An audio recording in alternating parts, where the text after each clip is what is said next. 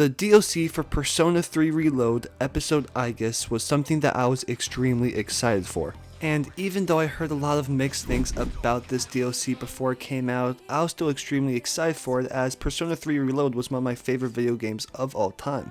There were obviously some controversies around this, with one of them being the price point, which is somewhat crazy with it being $30. But I honestly would have paid that for this. You can easily get 20 plus hours of content in this, and even if a good chunk of that content is somewhat grindy, I still enjoyed it a lot. But I can understand why there are people that did not want to pay that amount of money for this. And there were a lot of people that felt that way and made it very known. Outside of the price point though, this is such a divisive piece of content within the Persona community. Some people love it, some hate it, and everyone seems to have very strong opinions on this epilogue. But for me, I think this DLC was able to wrap up the game beautifully. They gave us closure over a bunch of different characters and answered our questions that we had from beating the base game. From my experience, this is equally as emotional as the base game and will have you crying at multiple points throughout. I do have my issues with this, as a lot of the problems from the original version of this carry over into the remake. I do think they fixed some of it, but to fix all of them, they would have had to completely change everything about this DLC, which was never going to happen. We're going to start this video off by giving my non-spoiler opinions on it, and then afterwards really start diving into the narrative and story beats of this game. So, with that being said, let's get into my review on episode Aigis, The Answer.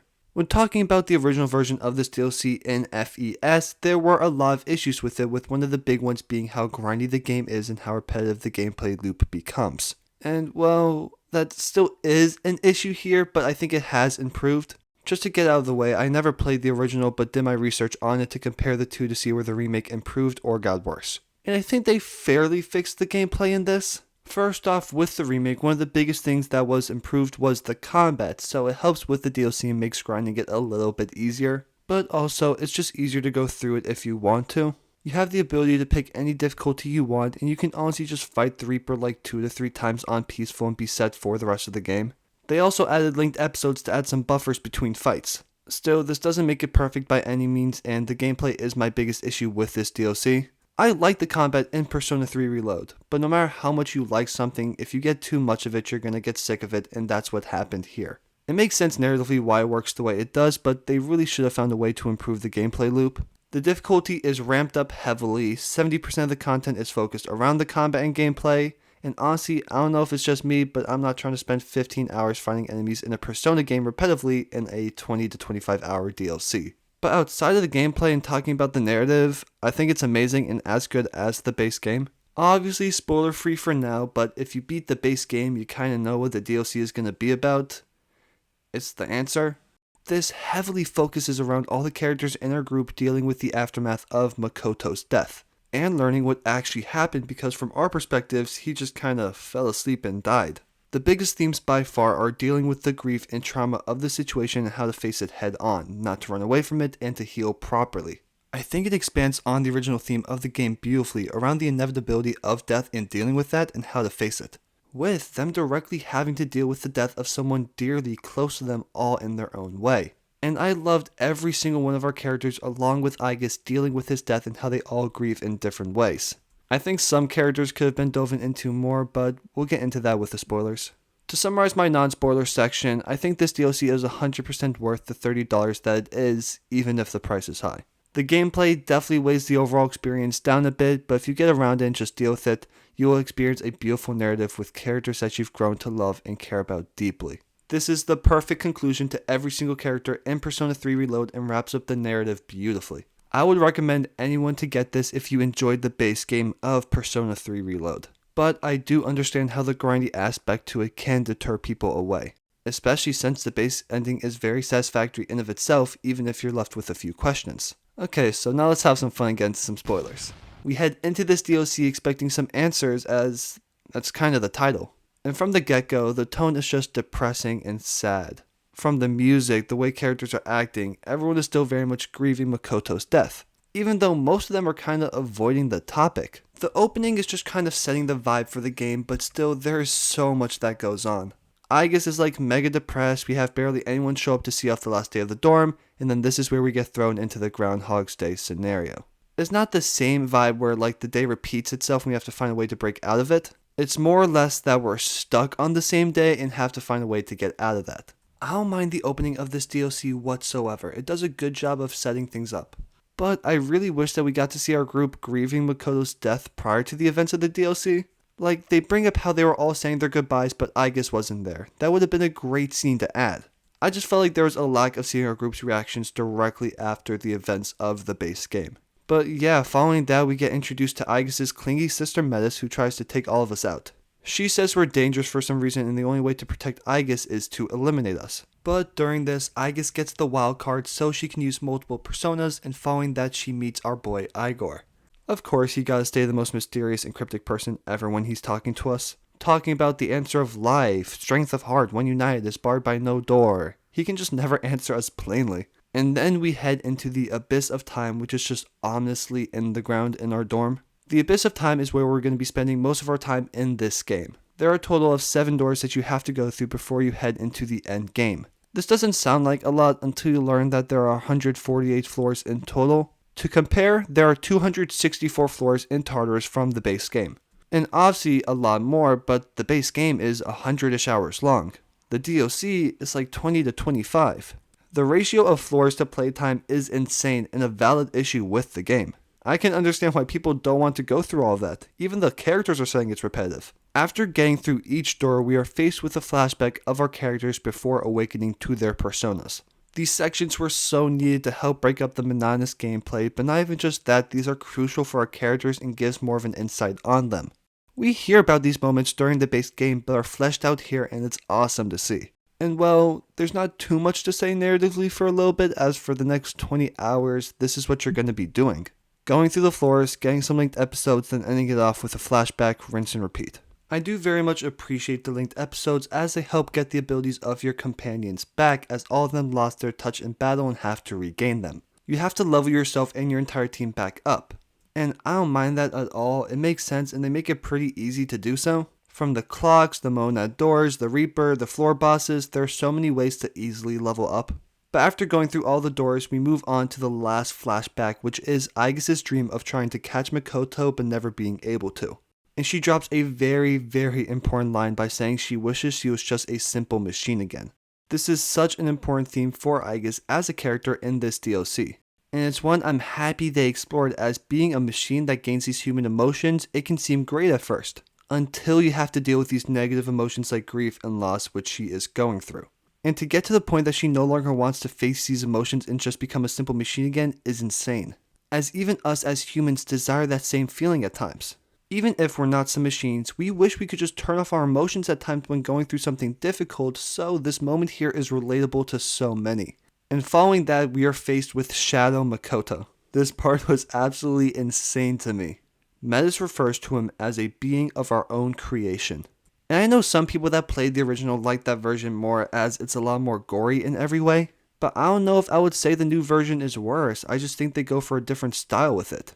The original clearly was going for more of the creepiness side of death and the scariness of it, but with Reload I feel like it was more of a representation of the beauty that death can have. Especially at a time like this where multiple of the characters had this feeling in the back of their mind of wanting to die. Like when we look at Aigis at the beginning of this DLC and how she stated that the idea of dying didn't bother her at all.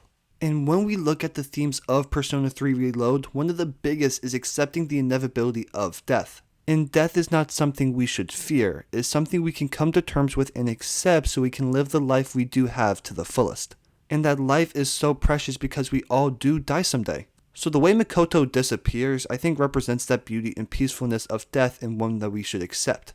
We shouldn't be inviting it and calling for it, but accepting the fact that one day we all will die. But even with that, I can see why people still like the original version of this fight more and that scene. But for me personally, I like the version in the remake more than the original. Once we beat him, we learn that shadows and personas are the same thing. This is my first Persona game ever, so I don't know if this got revealed in some other Persona game, but this reveal was crazy to me. We also learn more about why the Abyss of Time exists and what caused it.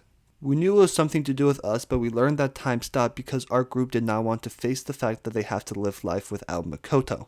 They got their wish of time stopping because they did not want time to continue without him, and now they have to face their past and deal with the regrets they all have with it. So, now that we defeated Shadow Makoto and faced our regrets, we are given the keys to escape. But It's never that simple. We are given two options to where we want to use our keys. One will return us to the present and us to move on from our regrets, and the other is to go into the past to the source of them. So now the group has to decide what they want to do. And it's very divided as Yukari makes her stand saying she wants to go into the past and try to save him. Yukari in of herself is a massive talking point and one of the biggest in this entire DLC, but I'm going to talk about her later. Mitsuru is also on Yukari's side and wants to go to the past. Then we have Akihiko and Ken together wanting to stay in the present and honor Makoto's actions and what he did. Aigis can make a decision, but obviously Metis is going to side with her. And then we're left with Junpei and Koro together and Fuka helping us. As no one can agree on anything, the only way to solve it is to fight one another. I was in shambles when I heard this. I remember seeing them fighting in the intro, but I didn't think we were actually about to be squaring up with our friends. The next portion of this game is just so sad because you don't want to fight them, but you're forced to. This decision here is one of the biggest in the entire game, and watching it unfold was crazy as this is a direct parallel to the two options you have in life to grieve. You can either dwell on the past and wish you can change it, or you can accept the things that have happened to you and move on from it, allowing it to positively shape you into the person you are now. I loved hearing Ken and Akihiko in these scenes as this is the exact way we have to look at it. Makoto made the sacrifice, and to dishonor it by trying to change it is a terrible thing to do. And changing his death will change themselves as people. Like Akihiko stated, the death of Miki and Shinji shaped him into who he is. And it makes sense that it is Ken and Akihiko who have this opinion as they are no strangers to death at all. Honestly, Mitsuru and Yukari aren't either, but I don't believe they dealt with those deaths in the same manner as them, and they also have a different connection to Makoto and more regrets surrounding him, which makes them want to go back. I really like seeing how everyone deals with these choices in a different manner and seeing how they deal with the grief. But some characters felt a little less fleshed out compared to others. Like Fuko is practically useless in this DLC. I'm sorry, but all she does is just say someone's name in a shocked manner. Nara-senpai, Hamada-kun, senpai. Which is annoying because I actually do like her character, but they just do nothing with her in this DLC. And one other big issue that I have with the remake is how they really tone back the controversies and beef within the group. Like, especially with the scene of them arguing whether or not to go back into the past or stay in the present. In the original, it generally felt like they were at each other's throats trying to make the decision. Then with the remake, it just felt like they were having some civil conversation about it and then randomly wanted to fight. I would have much rather seen them stay true to the original here and really have it seem like our characters are going at each other. But following that, we have the big fight against everyone in our squads. These fights were so depressing but were awesome at the same time. It pissed me off though how Mitsuru and Akihiko suddenly had Megadolon, or however you pronounce it. They were spamming that. And the music for the fights were peak, and just the entire soundtrack for this DLC is unbelievable. I also want to mention Junpei in these fights because his character development throughout the entirety of this game was so beautiful to see. Out of all the characters, Junpei was genuinely the voice of reason in this. Talking to him before the fight, you really just see how much he has matured as a person. Really reflecting on everyone in our group and thinking, can we really change the past in a positive manner if we're all fighting one another? And you see how much he has grown as a person, how he realizes how amazing of a leader Makoto was. And with the knowledge of how good of a leader Makoto was, Junpei really questions whether or not they could have made a better decision than he did in that final battle against Nyx. But we eventually win and defeat all of our friends and are given the key to return to the present. And basically, this is where Yukari crashes out. She falls on the floor crying over the fact that she misses Makoto and wants to go back and save him. Now, talking about Yukari as a character, I was paying heavy attention to her throughout the DLC. As leading up to it, I heard that her character was destroyed or that she was unbearable during it. All I gotta say is that for anyone who thinks that, they're actual idiots. And look, I know they toned some things back in the remake with her, but even still, the girl is just simply grieving. Okay, that's a slight understatement. They definitely toned her back a lot in this remake. Like just in this scene right here where she's crying on the floor over Makoto. In the original, she tries stealing the key from Aigis. And just in general, some of the remarks she was making in the original, I was genuinely shocked by what she was saying. But getting back into it, how does her grieving make her character bad in any way? Outside of Aigis, I generally think Yukari is the best character in this DLC writing-wise. She is going through these stages of grief before our eyes as we play. She is very hell-bent on moving forward at the beginning as she struggles to face her regrets and doesn't want to feel the pain of losing Makoto. And we see here her desire of going back to try and save Makoto, which isn't inherently a bad thing to want. In the end, it's the wrong choice, but who can blame her at this point? She never got a proper goodbye of someone that meant so much to her, and I honestly think canonically there were feelings she had for him. So to have those extra layers added onto it, it makes sense why she acts this way. And the people that don't like her in this, how do you expect her to act? Did you just want her to be completely fine and not have any issues with grieving his death? Like she's what, a 16, 17-year-old in this? It is expected that she's not going to deal with grief in the best way. It's a completely normal reaction to have when losing a loved one. It makes sense she's going to make some dumb choices and act in a way she normally doesn't by lashing out more often, isolating herself. It makes sense. When anyone is grieving with something, it is stupid to think that they are going to act in a normal manner and act completely like themselves. And her having these flaws make her character so much better in this DLC. This is the farthest thing from a character assassination. And the scene with her on the ground ends so beautifully as we watch Mitsuru comfort her and be there for her just as Yukari was when Mitsuru's father died.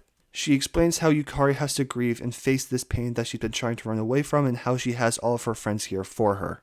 And I think the idea of them all having one another is very important. Because they're all going through the same thing, but it's very obvious none of them were helping one another when going through it originally. They all felt alone in their pain and grief when all of them were going through the same thing.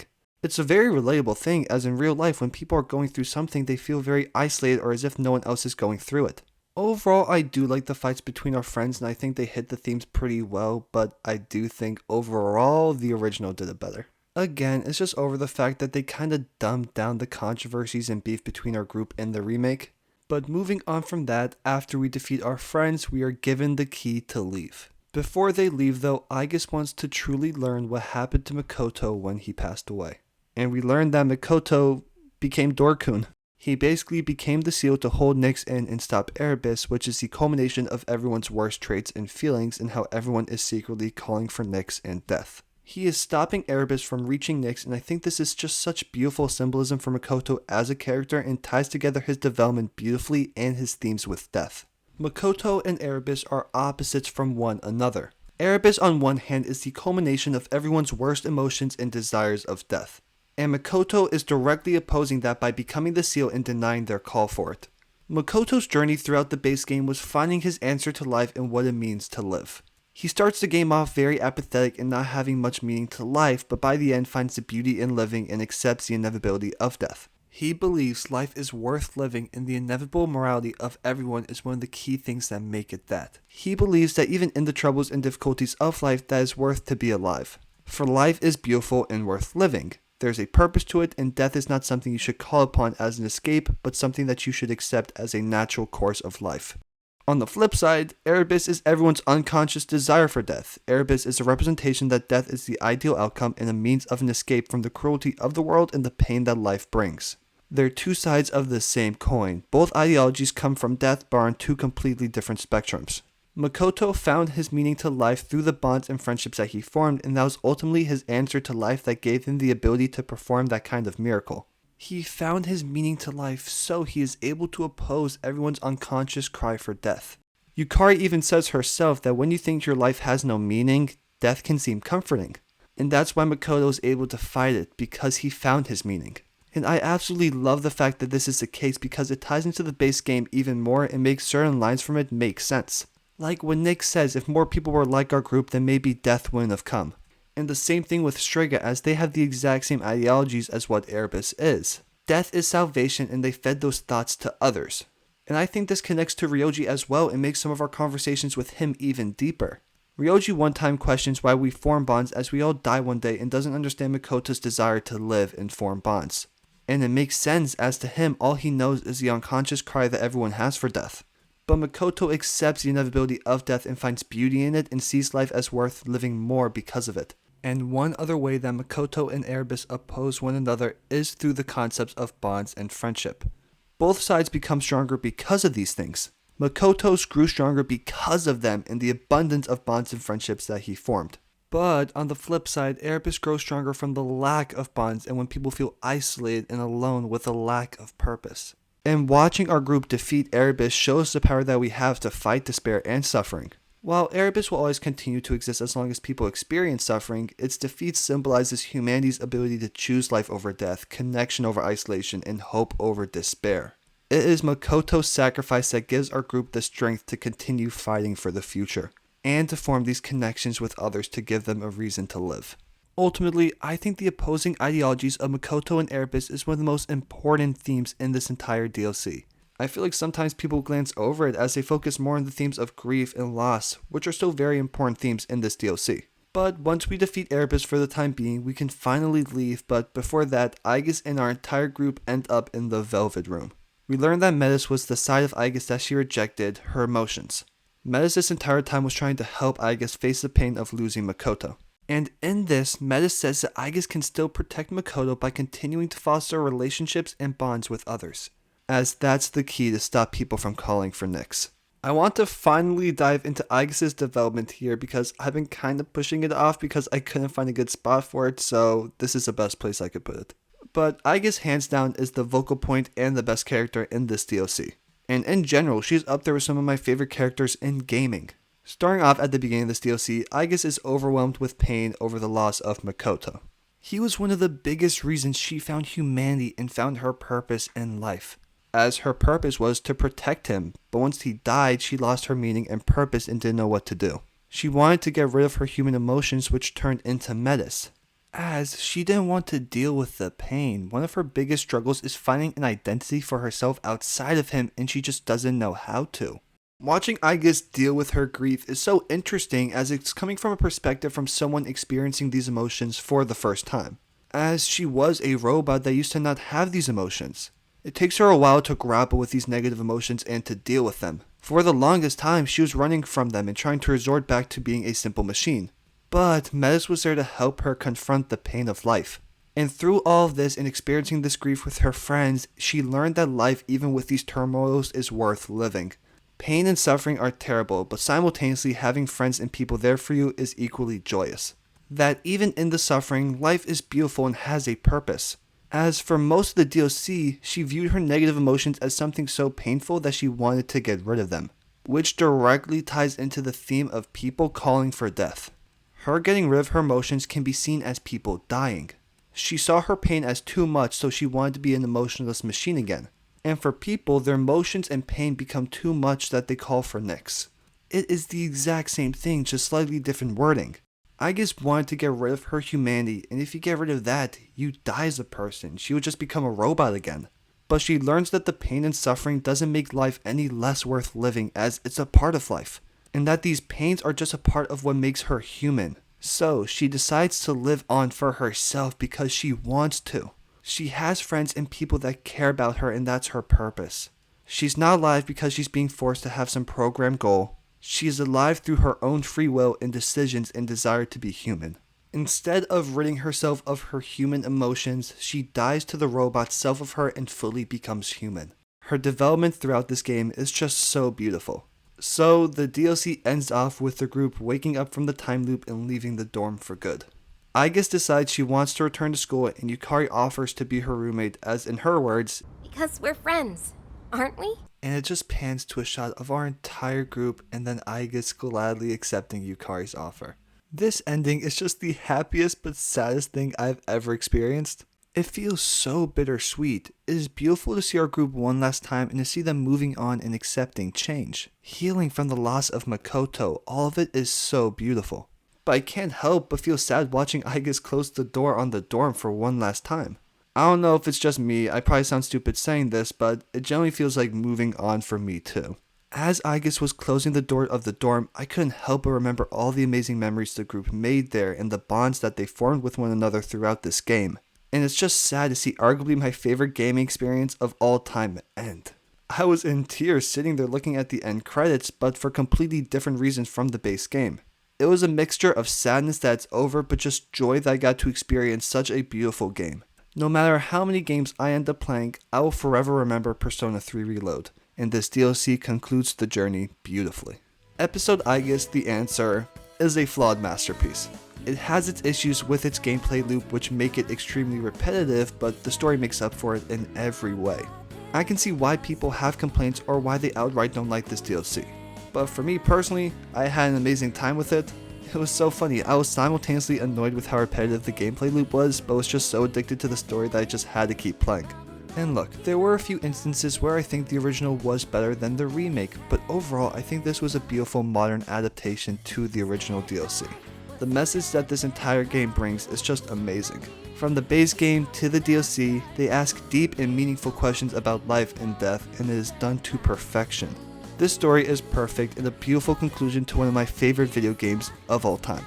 I think it captures the themes that they were trying to go for beautifully and show grief and loss in such a well done manner.